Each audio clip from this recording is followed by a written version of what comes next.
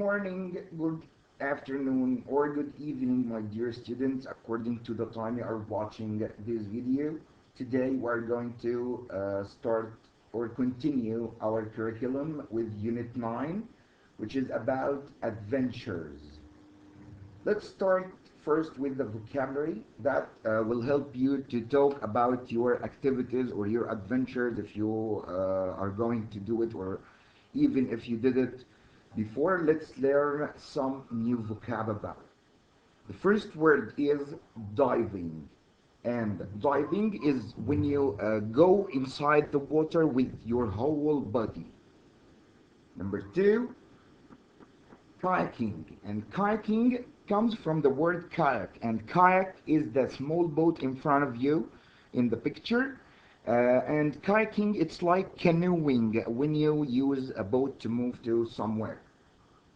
Number three, mountain biking. It's the activity of riding a mountain bike when you take your bike and go biking on a mountain or something. Next, rock climbing. It's the activity when you climb a steep side or a mountain or a hill or something like this. Next, sailing. It's the sport or activity or of traveling on water, a sailboat. Trekking, and it's the activity of walking for a long distance. Windsurfing, the activity is riding a sailboard like what you see on the picture. You can do it in many places like Hurghada or Sharm Sheikh. You get on the board and use this sail to control the directions of your sailing. Zip lining. And zip lining, actually I tried it myself, and it's a very wonderful activity. It's the activity of going through a cable suspended above an incline, and that means the line is hanged from two sides in a very high place, and you were tied in something that help you to travel from this side to the other side through the line.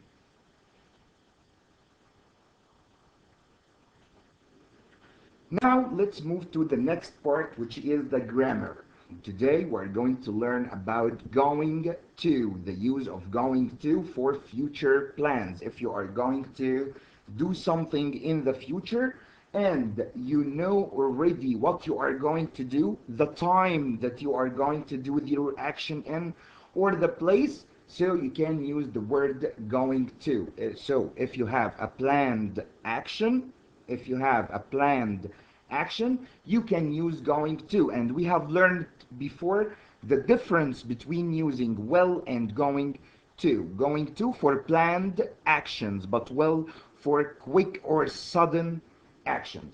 And the affirmative form, or the form of the sentence using going to, it consists of the subject, which is the doer of the action, then verb to be, which is am or is or are, then going to, and the verb in the infinitive. For example, I'm going to visit Sinai next week. She is going to buy a new dress for the party. The children are going to go on a school trip. Now, the negative form. Who knows the negative form? The negative form, as it appears in front of you, it consists of the verb to be plus not. No more and no less. He isn't going to travel to Spain. Now we are going to move to the questions. How can we make questions using going to? Here is the rule in front of you. We start with verb to be, which is am or is or are, then the pronoun or the noun, or we can call it the subject, like he or she or it or they or we or you, or any name, and going to, and the verb in the infinitive. For example, are they going to celebrate Color Festival in India next month? And the answer, and this is the short answer, which is yes, they are. If you are going to use the long answer, so you will say yes, they are going to celebrate Color Festival in India next month. And now the last part of our grammar lesson, which is the reflexive pronouns.